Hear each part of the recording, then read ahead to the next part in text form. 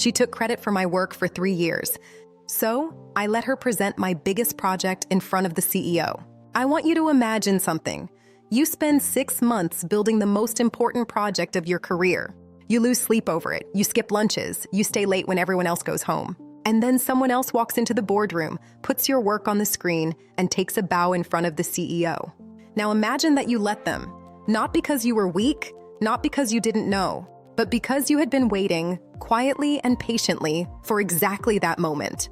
This is the story of how I ended a 3-year nightmare in a single 1-hour meeting, and I didn't raise my voice once. My name doesn't matter. What matters is that I spent 3 years at a mid-sized marketing agency where I was, without question, one of the strongest strategists on the team.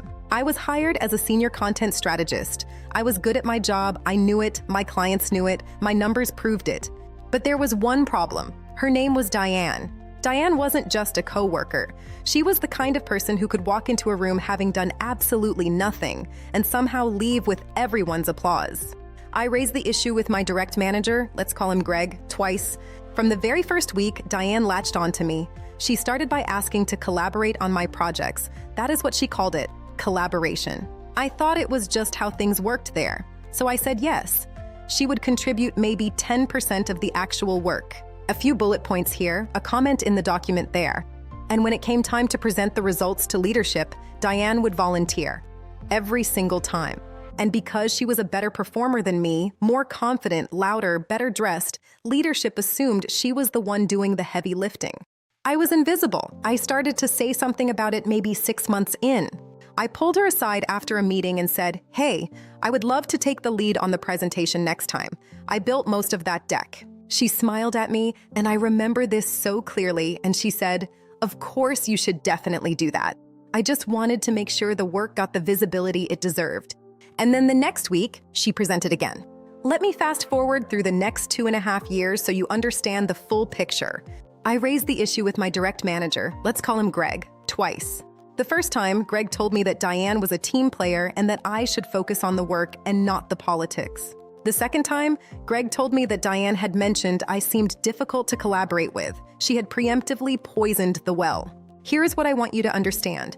People like Diane are not stupid, they are strategic. She had spent 4 years building relationships with every person who mattered in that office before I ever walked in the door. I was playing checkers. She had been playing chess since before I sat down at the table, so I made a decision. I stopped complaining. I stopped going to Greg. I stopped trying to fight her on her turf. Instead, I started documenting everything. Every project I worked on, I created a private folder, time-stamped drafts, version histories, emails where I originated the ideas, Slack messages where I did the strategy work, client feedback addressed directly to me. 3 years of evidence sitting quietly in a folder titled, and I love this, just in case. But documentation alone was not going to do anything. Greg was not going to listen. HR was going to side with a 4-year veteran over a mid-level strategist. I needed something bigger. I needed a stage. And here is what nobody tells you about being in that kind of situation for years on end. It wears on you in ways you do not even notice at first. I started dreading Monday mornings. Not because of the workload. I love working hard. I dreaded them because I knew that whatever I built that week, there was a real chance that by Friday, Diane would have found a way to attach her name to it. I remember one specific moment that broke something in me. A client, one of our biggest accounts, sent an email to the entire leadership team praising the campaign strategy we had just launched. It was a strategy I had built entirely on my own over 5 weeks. The client specifically described the thinking behind it. All of it mine. Diane replied to that email before I even saw it. She wrote, "Thank you so much. It was such a rewarding project to lead." To lead. I sat at my desk and read that reply 3 times. I am not ashamed to say that I went to my car at lunch that day and just sat there for 20 minutes, trying to decide if I even wanted to keep showing up. That was the moment I decided I was done being invisible. Not loud, not angry, just done. I went home that night and I opened a new folder on my desktop. I labeled it "Just in Case," and I started filling it with everything. In the fall of my 3rd year, our CEO announced a company-wide initiative. Every department had to pitch a new growth strategy directly to the executive team. Best pitch won resources, budget, and visibility. This was the biggest internal opportunity the company had seen in years, and the moment I heard about it, I knew exactly what I was going to do. I spent 8 weeks building the most comprehensive, data-backed, beautifully designed marketing strategy deck I had ever created in my career. Competitive analysis, customer segmentation, a 90-day execution roadmap, revenue projections backed by actual industry benchmarks. I even included a risk matrix. It was without question the best work I had ever done. And then I did something that felt insane but was actually the whole plan. I let Diane see it. I left the shared drive link in a message I knew she monitored. I mentioned the project casually in her presence. I made sure she knew it existed. And I waited. Diane did exactly what I knew she would do. 2 days before the presentation, she emailed the executive coordinator and volunteered to present our team's strategy, citing our collaborative process. I received a copy of that email. I did not respond. The day of the presentation, I showed up early. I sat in the back of the room. I brought my laptop. Diane walked in looking like $1 million. New blazer, hair done, she had clearly rehearsed. She pulled up my deck and she started presenting my strategy. The first 10 minutes went fine. She is a good performer. She knows how to sound like she knows what she is talking about. But then the CEO leaned forward and he started asking questions. What methodology did you use for the customer segmentation model? Diane paused.